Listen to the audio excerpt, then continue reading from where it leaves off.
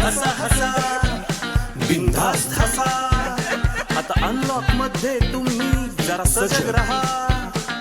आपला कल्ला असा चालूच ठेवा, पण सुरक्षित रहा.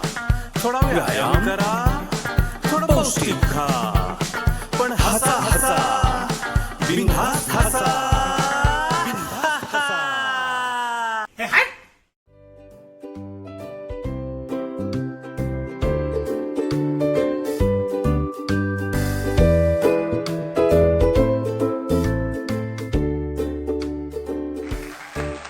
नमस्कार रसिका हो, नमस्कार.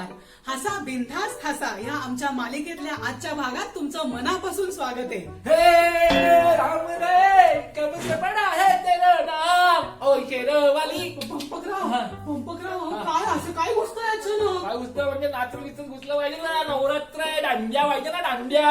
वा, पांढरा शर्ट मिळतं एकदम. वा, वा. एकदम आपल्या कॅरेक्टर सारखा पांढरा शुभ्र स्वच्छ ट्रान्सपरंट आर पार. हो, जनाची नाही मनाची तरी इतकं खोटं बोलायचं? खोटं मग म्हणजे अहो काहीतरी लाज राखा, ज्या देवीसाठी एवढे नाचताय बिचताय. आपल्याला देवीच नाही, आपण अजून सिंगलच आहे. अहो त्या देवीबद्दल बोलते मी. अच्छा, त्या देवी बद्दल. हा, पण काय हो? आता उडवून टाके की बार, किती दिवस सिंगल राहायचं? नाही, कशाला उडवायचं ना, आपलं सिंगल मस्त चालू आहे. कशाला ते डोक्याला त्रास ठेवायचा ना. बायको म्हणजे डोक्याला त्रास वाटते तुम्हाला? हा, म्हणजे असं म्हणतात ना, वो लड्डू खाय पचतय नाही, खाय पचतय तर कशाला खायचं. अहो ही एकच बाजू माहितीये तुम्हाला. म्हणजे अहो दुसरी बाजूही बघा ना. बायको काय असते? अर्धांगिनी. हा, आता कालच्या एपिसोड मध्ये आपण बघितलं आशुतोष वाडेकर यांची बायको त्यांच्या पाठीशी कशी खंबीरपणे उभी राहिली ह्या लॉकडाऊन मध्ये, आणि त्यांनी पराठा हाऊस सुरू केलं. बरोबर. मग आता आजही तुम्हाला भेटवणारे अशाच एका अर्धांगिनीशी, सौ मानसी शिरोळे. आपले नाट्य व्यवसायातले बॅकस्टेज आर्टिस्ट आहेत ना, योगेश शिरोळे. हा, माहिती आहे. हा, त्यांची बायको ती इतकी खंबीरपणे उभी राहिली योगेश शिरोळे यांच्या पाठीशी, आणि या लॉकडाऊन मध्ये त्यांनी अनेक उपक्रम चालू केले, अनेक व्यवसाय सुरू केले.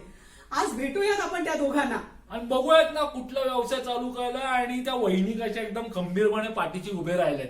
बघूयात. नमस्कार, मी मानस शिरोळे. नमस्कार, मी योगेश शिरोळे. गेल्या मार्च महिन्यापासून कोविड-19 अर्थात कोरोना या विषाणूजन्य आजारामुळे सर्वत्र हाहाकार उडाला. त्यातून आपले कलाक्षेत्रही सुटले नाही.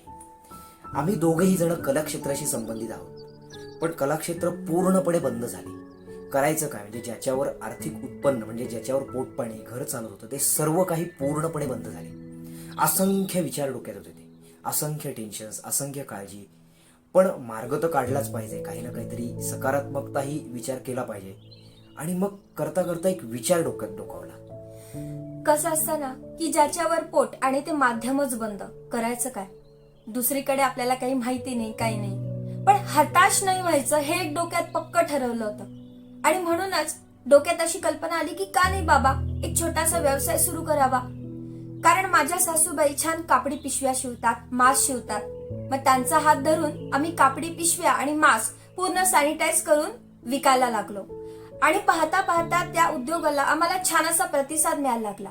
आणि म्हणून त्याचबरोबर मोबाईलचा स्टँड, सेफ्टी कीज, परफ्यूम अशा गोष्टी आम्ही विकायला लागलो.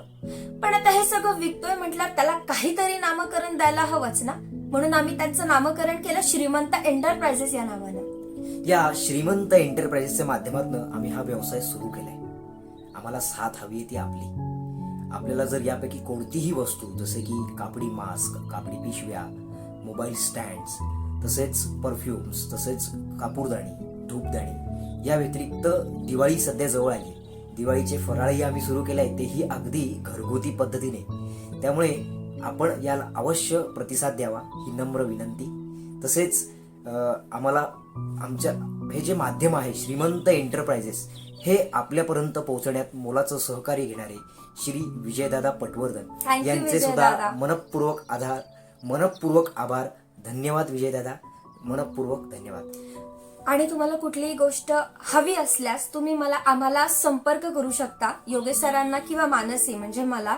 तर माझा नंबर आहे 8149143729. आणि दुसरा संपर्क क्रमांक आहे 9146152020. धन्यवाद. वा वा वा वा, क्या बात आहे, क्या साथ दिली वहिनीने, मस्त.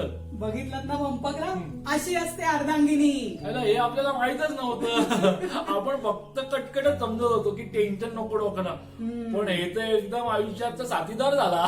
मग आणायची का बायको तुमच्यासाठी? शोधायची का? शोधायची कशाला, एक काम करतो ना, डायरेक्ट वैष्णव देवीला जातो. देवीला साकडच घालतो की मला अशीच समजूतदार आणि भारी बायको भेटू दे. हो नक्की मिळणार. आणि पुढच्या वर्षी नवरात्रीत दोघांनी जोडीनीच या मग. अहो जोडीने यायलाच पाहिजे ना, दांडिया पण खेळायला आपल्याला. आत्ताच जातो वैष्णव देवीला. गेले पंपकराम वैष्णव देवीला. तर रसिक हो, आमचा आजचा भाग तुम्हाला कसा वाटला आम्हाला जरूर कळवा. त्यासाठी आमचा चॅनल बघत राहा, लाईक करा, शेअर करा, सबस्क्राईब करा आणि कमेंट सुद्धा करा. तर भेटूया उद्याच्या भागात. तोपर्यंत हसा, बिनधास्त हसा आणि सजग राहा, सुरक्षित राहा.